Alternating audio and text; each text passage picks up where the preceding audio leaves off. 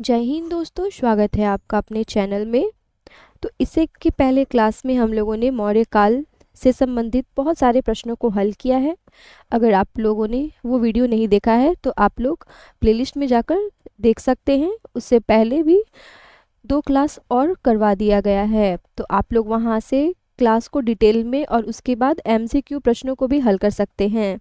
और आज हम लोग पढ़ेंगे भारतीय कला और स्थापत्य में मौर्योत्तर कालीन प्रवृत्तियाँ। ये आज हमारा जो है वह चैप्टर है, और यहाँ पे ये चैप्टर थोड़ा लंबा है जो कि हम लोगों को पढ़ना है। तो हम लोग पार्ट वाइज पार्ट पढ़ेंगे, वरना वीडियो क्या हो जाएगा, लंबा हो जाएगा। उसके बाद हम लोग ये सारे पढ़ लेने के बाद फिर हम लोग यहाँ पे एमसीक्यूज़ लगाएंगे। एमसीक्यूज़ भी है, तो पहले हम लोगों को चैप्टर पढ़ना है, उसके बारे में डिटेल जानकारी ले लेना है। ये सभी एनसीईआरटी बुक जो है हमारा, जो एनसीईआरटी बुक आता है उनसे संबंधित है। तो जो इम्पोर्टेंट प्रश्न है वो यहाँ पर आपको देखने को मिलेंगे। तो बढ़ते हैं अपने टॉपिक की ओर।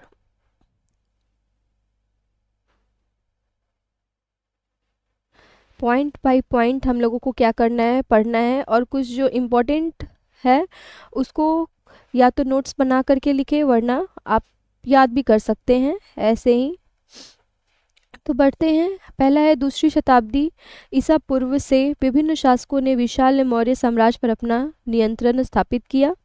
उत्तर में अब डायरेक्शन के साथ साथ यहाँ पर जो शासक हैं उनके बारे में बता रहे। उत्तर में शुंग, कण्व, कुषाण और गुप्त, और मध्य भारत के कुछ हिस्से तथा दक्षिणी और पश्चिमी भारत में शातवाहन, इक्ष्वाकु, आभीर, वाकाटक। दूसरी शताब्दी ईसा पूर्व की अवधि में वैष्णव और शैव जैसे मुख्य ब्राह्मणवादी संप्रदायों का भी उदय हुआ।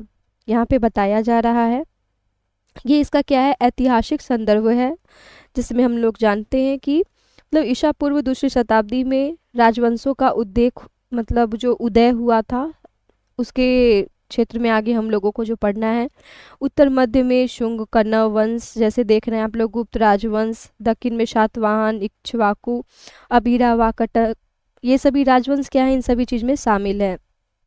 अब आगे बढ़ते हैं, हम लोग देखते हैं इस काल के बेहतरीन मूर्ति कला के कुछ प्रमुख उदाहरण विदिशा, भरहुत मध्य प्रदेश, बोध गया बिहार, जगगियापेट्टा आंध्र प्रदेश, मथुरा उत्तर प्रदेश, खंडगिरी, उदयगिरी ओडिशा, पुणे के पास, भाजा और पावनी के पास पाए जाते हैं। तो यहाँ पे ये सभी के बारे में, यानी कि ये जो है ये सभी कला केंद्र है। यहाँ पे जो बताया जा रहा है ये प्रमुख कला केंद्र के अंतर्गत आता है।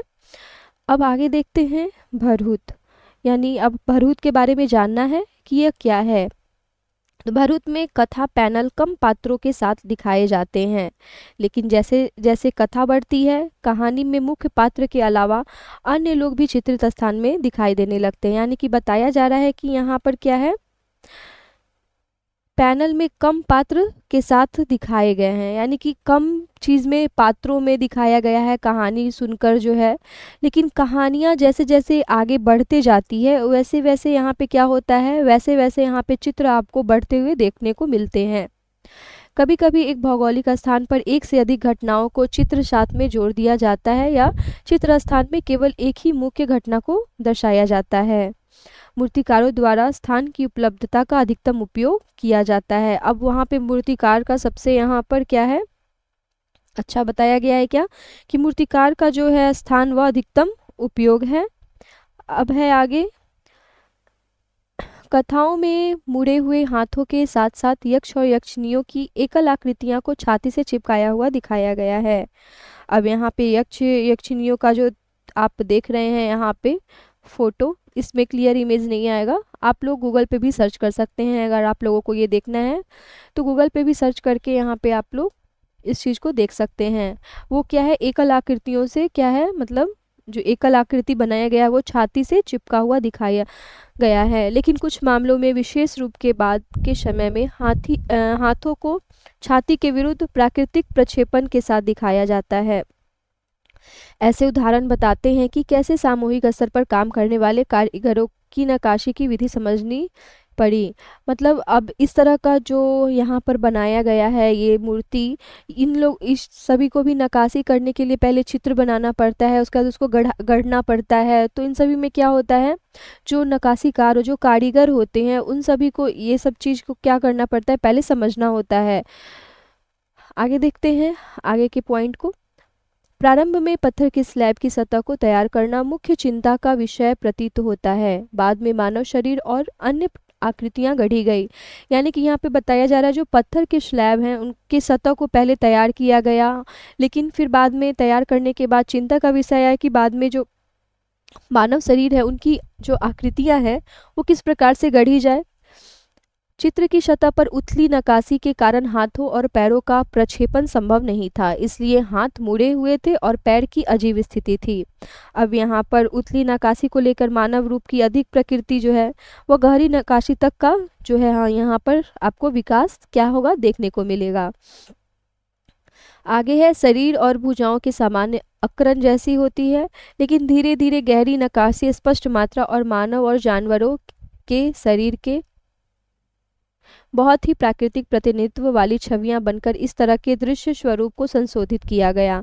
अब यहाँ पर बताया जा रहा है जो कि शरीर का जो समान आकरण है और धीरे धीरे जैसे गहरी नक्काशी करने के बाद वहाँ पे क्या है स्पष्ट मात्रा में वहाँ पर फिर पता चलने लगा। यहाँ पे आप जैसे देखेंगे कि अगर हम हल्का सा अगर करेंगे तो उतना मूर्ति स्पष्ट नहीं दिखेगा, लेकिन किसी भी हम पत्थर पे या मूर्ति पे जब उसका उस पे गहरे प्रभाव से उसको ठीक तरह से ढालेंगे तो वो क्या हमें स्वरूप उस आकार का पता चलता है कि हमने किस प्रकार के स्वरूप को यहाँ पर बनाया है। ठीक इसी प्रकार यहाँ पे आप देख सकते हैं जातक कथा जो कि भरूच का है, यहाँ पे देखिए इमेज में है।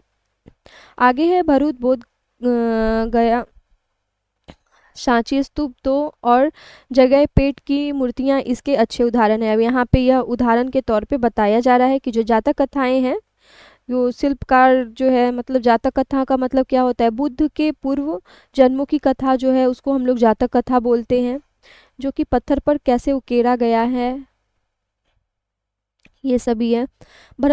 भरूच में स्पष्ट होता है कि कैसे कारीगरों ने कहानियों को संप्रेषित करने के लिए चित्रात्मक भाषा का बहुत प्रभावी ढंग से उपयोग किया है। यहाँ पे बताया जा रहा है कि कारीगरों ने कहानियों जैसे कहानी को सुनकर वहाँ पे चित्रात्मक यानी कि चित्र के माध्यम से जो है वह उसको मतलब इस प्रकार प्रभाव ढंग से तैयार किया है कि अगर हम चित्र को भी समझ जाएं तो हमें वह आगे का सीन हम लोग समझ पाएंगे कि ऐसा क्या हुआ होगा, ऐसा किस लिए बनाया गया है ये इमेज, उस प्रकार से है।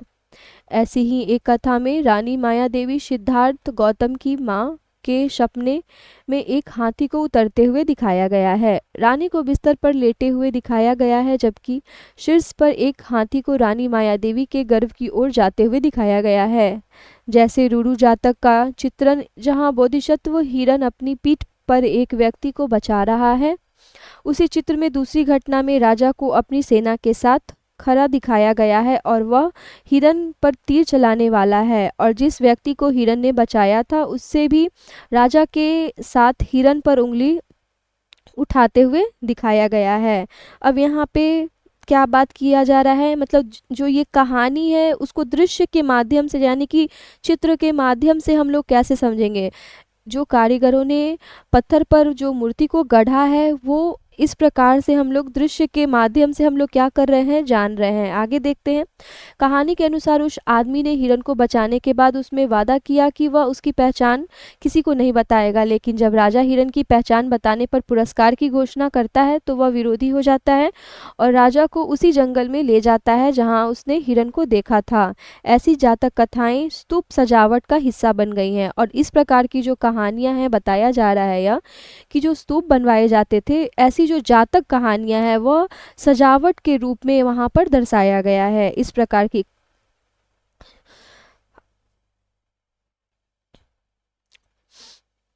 अब है दिलचस्प बात यह है कि देश के विभिन्न हिस्सों में स्तूपों के निर्माण में वृद्धि के साथ क्षेत्रीय शैलीगत विविधताएं भी उभरने लगी।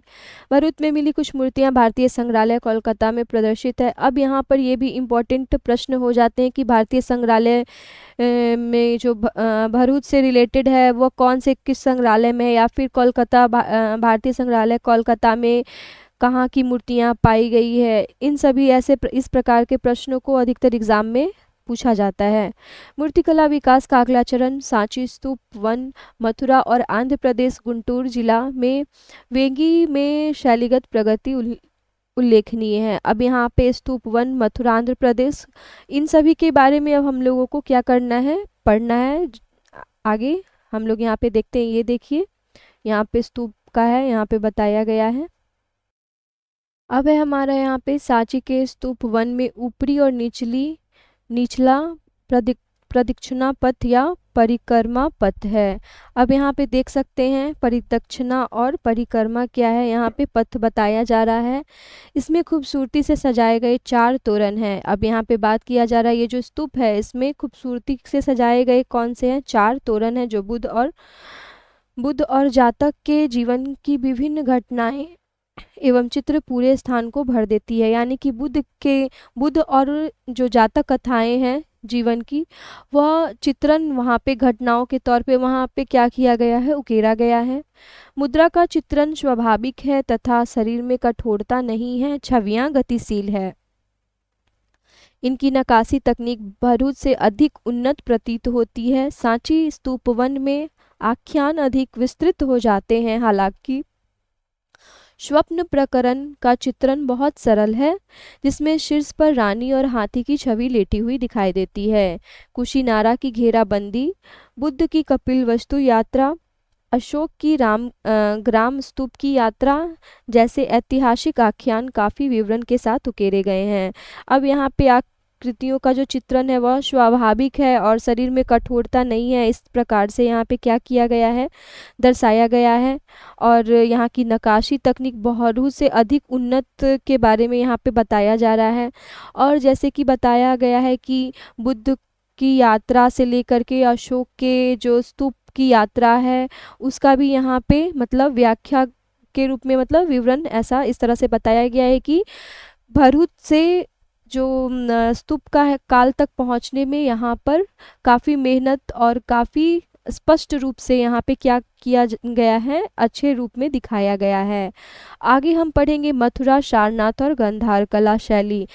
यहाँ से भी प्रश्न बहुत पूछे जाते हैं। गांधार कला शैली से प्रश्न आपको बिहार जो स्टेट का एग्ज़ाम हुआ था वहाँ से भी प्रश्न यहाँ पर से पूछे गए थे गांधार कला शैली से। तो आप लोग बिहार स्टेट की भी तैयारी कर रहे हैं तो उनमें भी फाइन आर्ट्स के जो स्टूडेंट हैं उन लोगों के लिए भी ये वीडियो काफ़ी यूज़फुल है, क्योंकि फिर से बिहार स्टेट का एग्ज़ाम होगा। तो यहाँ से भी ये एनसीईआरटी बेस्ड है, तो आप लोग एनसीईआरटी पढ़ें या फिर इनको शॉर्ट टर्म में पढ़ें और एमसीक्यूज़ वगैरह को सॉल्व करें प्रैक्टिस सेट, तो आपका यहाँ से भी क्या होगा, अच्छा स्कोर होगा। और आगे बढ़ते हैं, हम अपने पॉइंट की ओर चलते हैं। हमें पढ़ना है अब मथुरा, सारनाथ और गांधार कला शैली के बारे में। मथुरा से प्राप्त इस काल की मूर्तियाँ समान गुणवत्ता वाली हैं, लेकिन शारीरिक चित्रण में भिन्नता है। अब बताया जा रहा है कि वहाँ से इस काल की जो मूर्तियाँ हैं वह गुणवत्ता वाली हैं, लेकिन शारीरिक चित्रण में क्या आपको भिन्नता देखने को मिलेगी, यानी विभिन्न प्रकार के चित्रण को देखने को मिलेगा।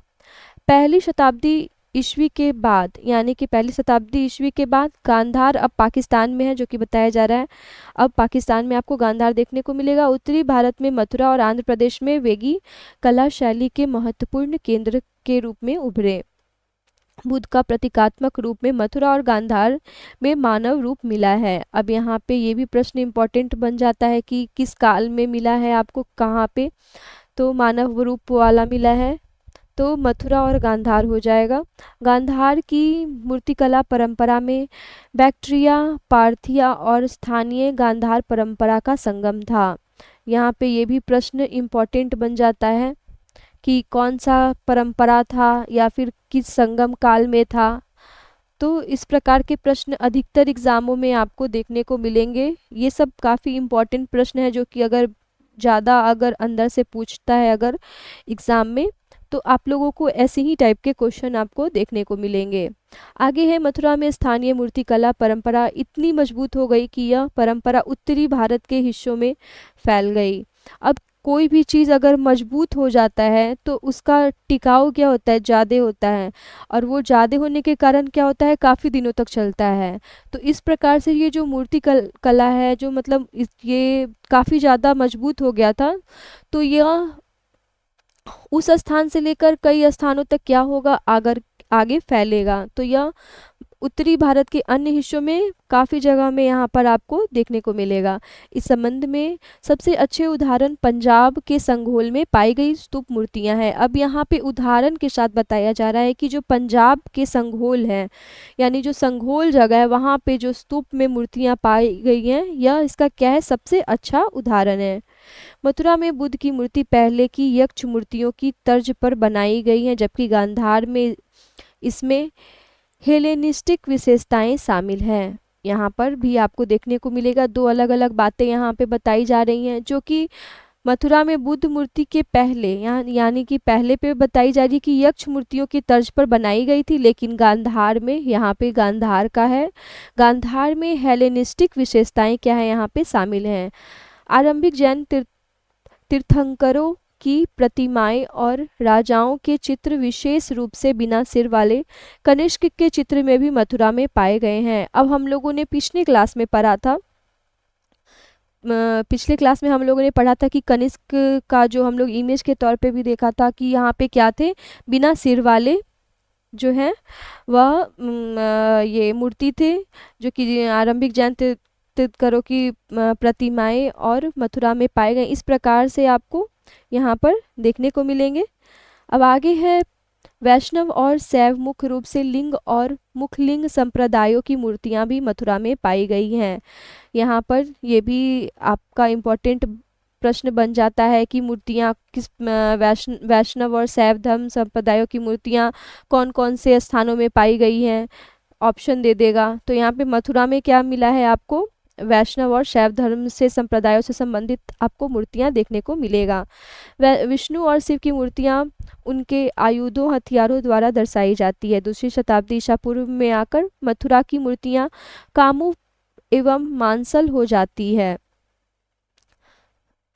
चेहरे गोल और मुस्कुराते हुए होते हैं। मूर्ति कला में भारीपन कम होकर शिथिल मांसल में बदल जाता है। शरीर के वस्त्र स्पष्ट दिखाई देते हैं और वे बाएं कंधे को ढकते हैं।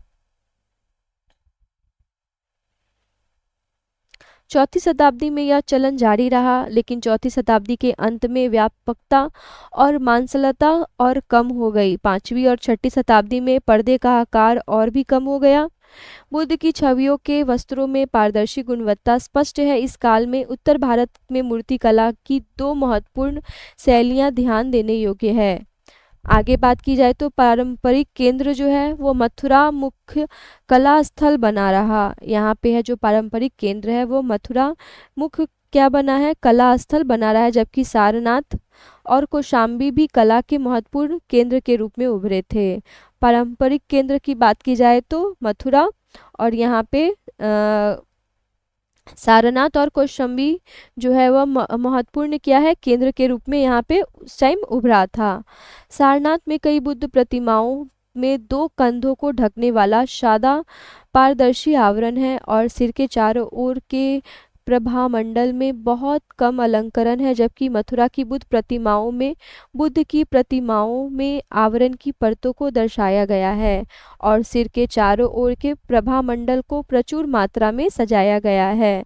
यहाँ पे आपको प्रतिमाओं से संबंधित कुछ जानकारियाँ दी गई है, जैसे कि बुद्ध की प्रतिमाओं को कंधे को ढकने वाला सादा मतलब पारदर्शी आवरण, इस प्रकार से मथुरा में जो है प्रतिमाओं में किस प्रकार से परतों को दर्शाया गया है, तो ये सभी क्या है, यहाँ पे प्रतिमाओं के बारे में यहाँ पे बात की जा रही है।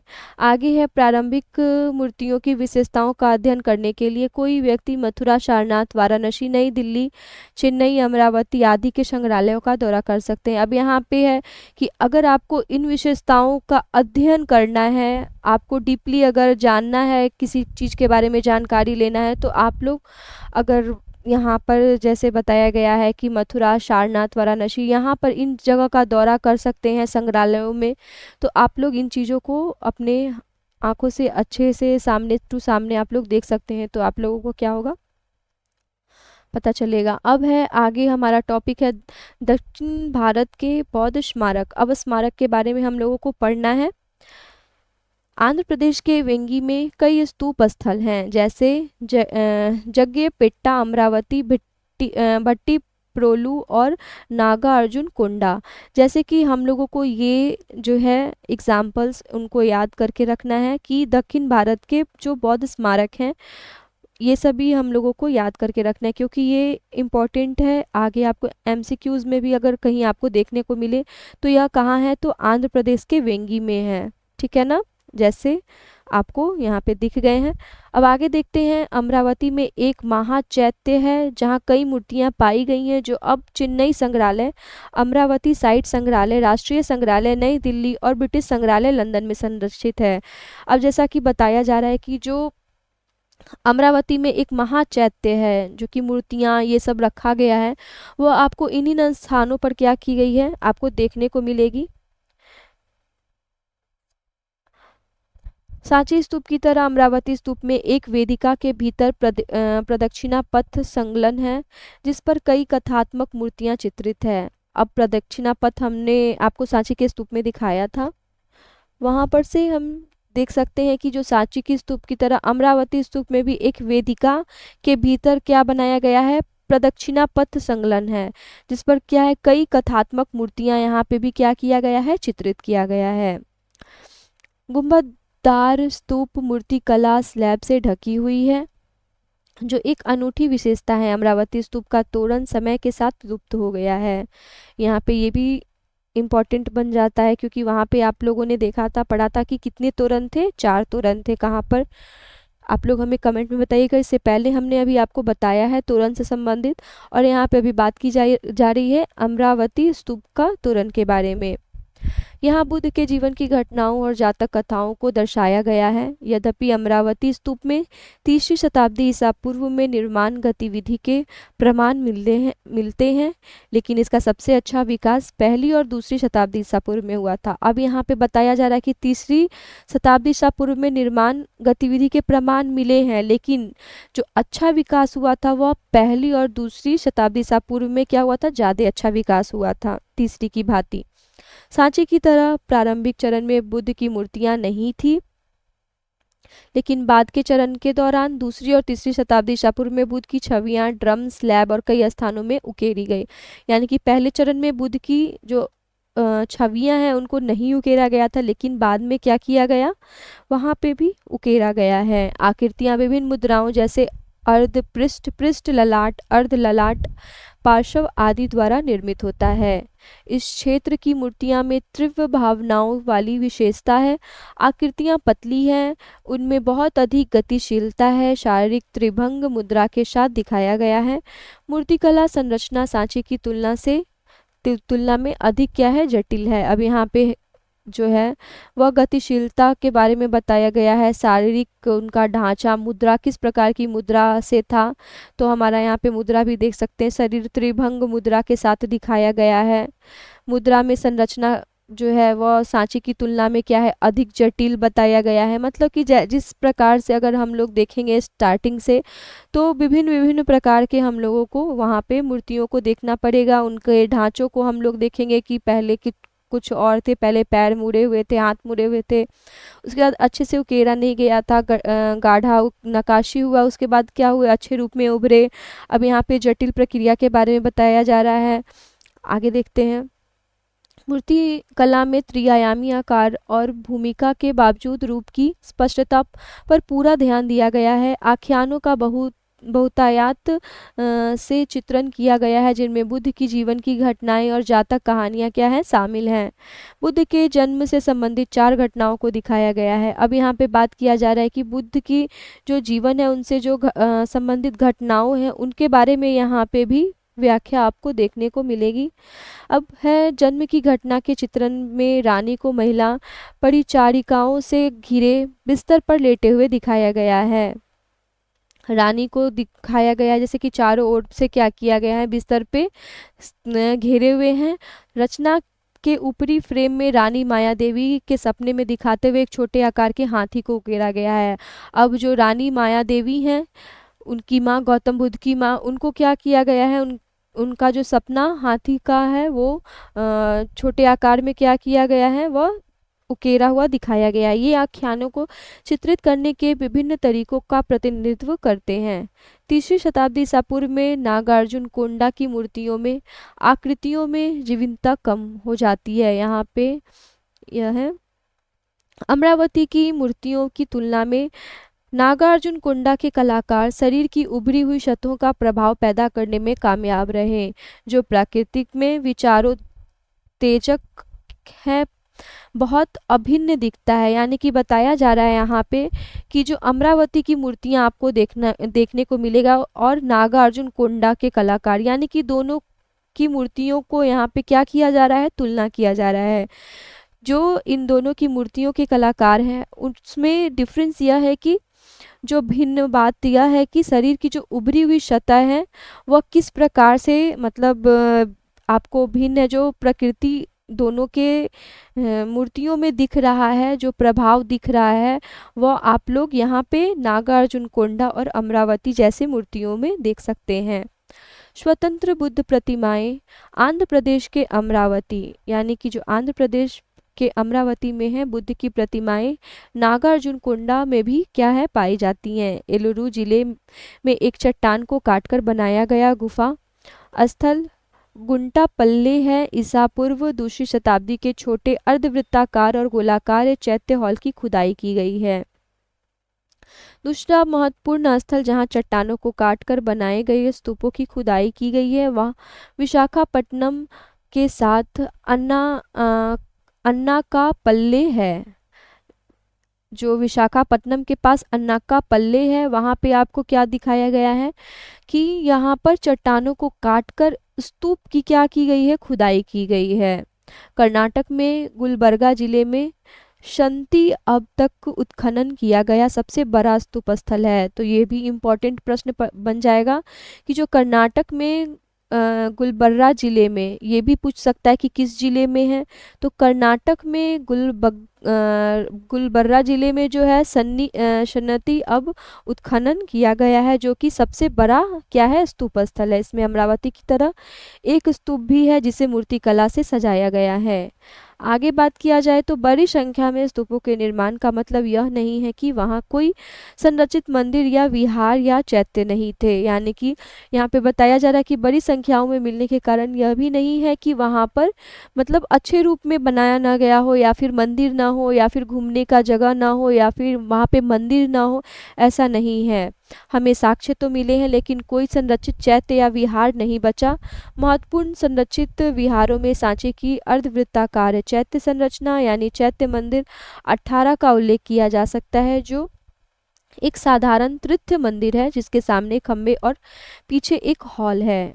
आप लोग यहाँ पे ढांचे के अनुसार क्या कर सकते हैं, वहाँ पे पहचान सकते हैं। और यहाँ पे बात किया जा रहा है चैत्य मंदिर 18 का उल्लेख जहाँ पे किया गया है वहाँ पे ज़्यादातर साधारण तीर्थ मंदिर है, तीर्थ मंदिर है जिसके सामने खंबे और पीछे क्या है, एक हॉल है बताया गया है। यह चैत्य मंदिर 18 गुंटापल्ले में बुद्ध की छवियों के साथ अवलोकितेश्वर, पद्मपानी, ब्रजपानी, अमिताभ और मैत्रेयी बुद्ध जैसे बोधिसत्व अन्य बुद्ध की छवियां क्या की गई थी, गढ़ी जाने लगी थी। यानी कि भगवान बुद्ध के छवियों के साथ साथ इन लोगों के क्या किए गए थे, जो छवियां हैं अब यहाँ पर गढ़ना शुरू हो गया था, यानी कि गढ़ने जाने लगी थी। हालांकि ब्रजयान बौद्ध धर्म के उदय के साथ जनता के कल्याण के लिए बौद्ध धार्मिक सिद्धांतों द्वारा प्रचारित कुछ गुणों या गुणों के व्यक्तिगत प्रतिनिधित्व एक भाग के रूप में कई बोधिसत्व छवियों को जोड़ता था। अब यहाँ पे व्रजयान के उदय के साथ आप जनता के कल्याणों को देखने के लिए यहाँ पे बौद्ध धार्मिक सिद्धांतों को क्या किया गया था, प्रचारित किया गया था। कई कई जगहों पे जाकर सभी जगह घूमते थे बौद्ध भिक्षुक लोग, और वहाँ पे क्या करते थे, कई कई जगहों पर यहाँ पर जनता के कल्याणों के लिए यहाँ पर गुणों गुणों मतलब गुण अवगुण सभी चीज़ के बारे में क्या करते थे, वहाँ पे बताते थे। तो इन सभी चीज़ों को क्या किया गया था, यहाँ पे जोड़ने की बात क्या की गई है आपको देखने को मिलेगी। अब है हमारा पश्चिमी भारत में गुफा परंपरा। अब हम यहाँ पे पढ़ेंगे पश्चिमी भारत में गुफा की परंपरा किस प्रकार से थी, यानी कि हम लोग यहाँ पे बांटा हुआ होगा कि कितने कितने प्रकार में है। अब हम लोग आगे यहाँ पे देखते हैं। पश्चिमी भारत में ईसा पूर्व दूसरी शताब्दी के बाद कई बौद्ध गुफाओं की खुदाई की गई। हम लोग दक्षिण गुफाओं के बारे में पढ़े थे अभी, दक्षिण भारत के बौद्ध स्मारक के बारे में। अब है पश्चिम भारत में गुफा की परंपरा को हम लोग देख रहे हैं।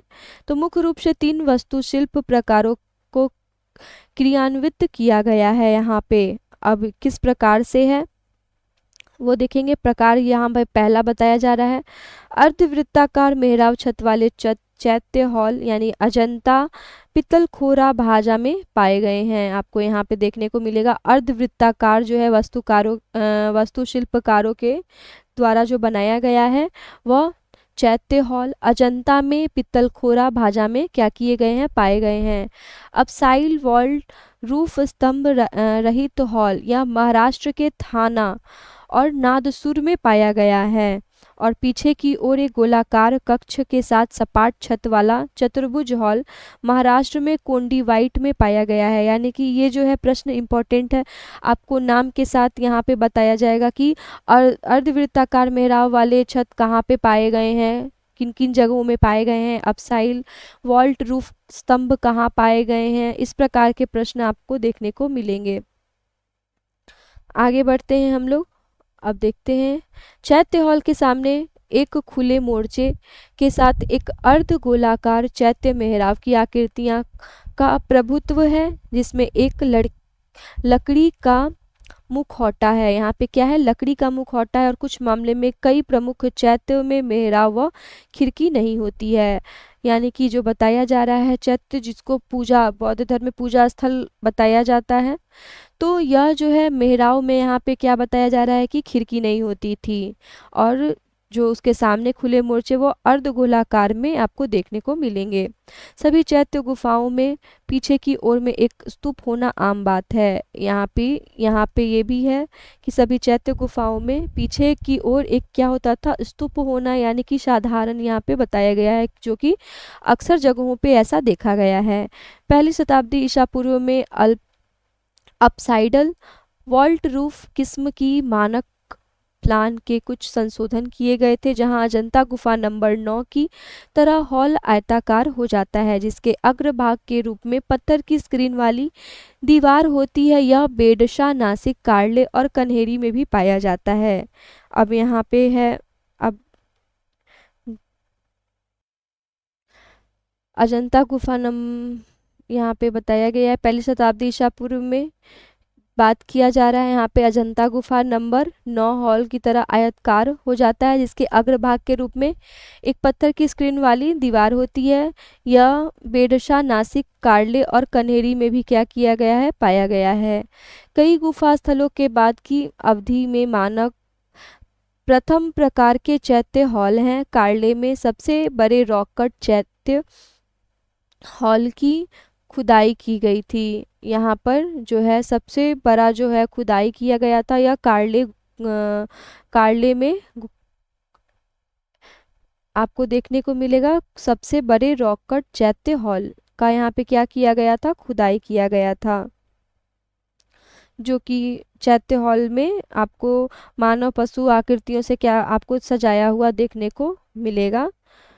आगे देखते हैं। गुफा में 2 स्तंभों वाला एक खुला आंगन, बारिश से बचाने के लिए एक पत्थर की स्क्रीन वाली दीवार, एक बरामदा मुखौटे के रूप में, एक पत्थर की स्क्रीन वाली दीवार स्तंभों के साथ एक अर्धवृत्ताकार गुंबद छत वाला चैत्य हॉल और पीछे एक स्तूप विद्यमान होता है। कार्ले चैत्य हॉल मानव और पशु आकृतियों से सजाया गया है। जो चैत्य है उसका जो सजावट है वह मानव और पशु की आकृतियों से आपको सजा हुआ देखने को मिलेगा।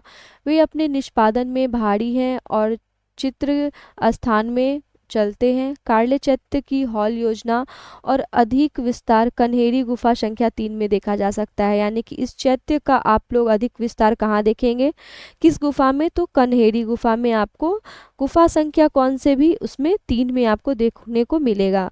हालांकि गुफा का आंतरिक भाग पूरी तरह तैयार नहीं हुआ था, लेकिन यह दर्शाता है कि समय समय पर नक्काशी कैसे आगे बढ़ती रही है।